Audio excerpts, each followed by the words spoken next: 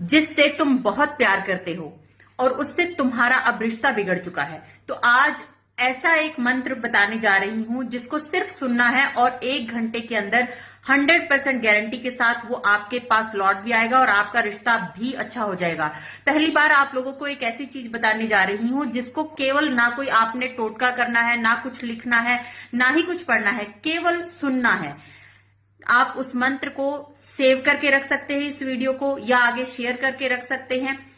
करना क्या है आपने, मैं जो आपको मंत्र बताने जा रही हूं वो आप नोट कर सकते हैं या इस वॉइस को भी रिकॉर्ड करके रख सकते हैं। क्या है?